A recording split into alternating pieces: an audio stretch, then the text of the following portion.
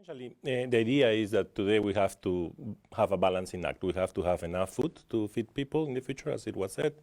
We need to generate employment because rural areas and agriculture generates an enormous amount of employment. 28% of the population is employed by rural areas.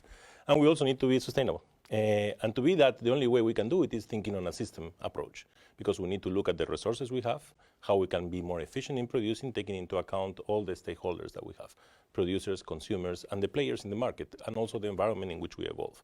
So if we understand all these interrelationships, all the potential trade-offs and all the potential nexuses, then we're looking into a system. But it's a framework at the end of the line which allows us to decide where we can prioritize policies and where we need to put our investment, and it will vary region by region. So it's not fixed to a specific location. It will change depending on where we apply that framework. But that's what will help us to do the sustainable part of the development goals. We have hunger, which is no longer decreasing, it's starting to change, and the trend is no longer a decreasing trend.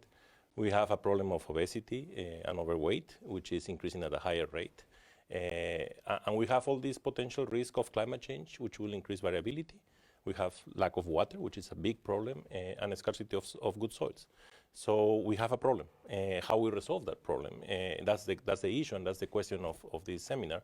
What are the major gaps that we need to identify in the future to resolve those constraints?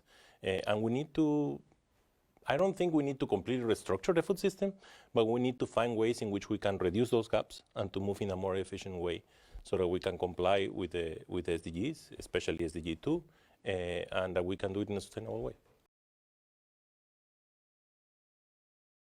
Because family farmer definition means that the family manage the farm.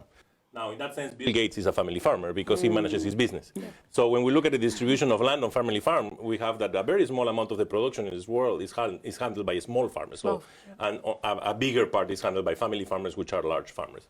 Now, given said that if we are focused on the ones which have less access to land and have small plots, which are the complexity, then we need to find ways in which that can be inclusive. No? How we can create a food system that also includes them, because they bring something good for us. They bring heterogeneity of the commodities and heterogeneity of the content of the commodities. Like if you look at fruits, you look at mangoes, for example, what is the success of the exporters of mangoes or the major producers in mangoes is that you can find different sizes of the mangoes, different contents of the micronutrients of the mangoes, and that's what you find in small farms and heterogeneous level of production. So if we are able to find a way to aggregate that so that we can link them into the system, and we can also share the information of the content of the benefits and the attributes of those commodities, I think that will be the win-win situation.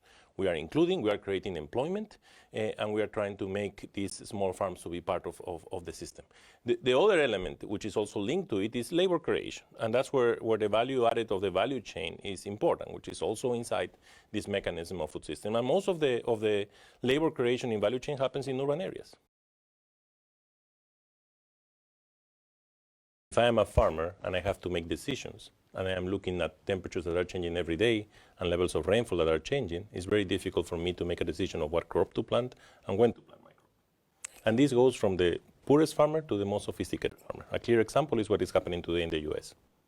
They are only planting in maize 50% of what they planted years ago, last year. That is creating a problem. The good side is that we have enough stocks today, and we have other big producers in the world like Argentina, Brazil, that can cover that gap that the US is creating. But again, we have to be careful because we need to use our resources in an efficient way. One of the major constraints we have today is water.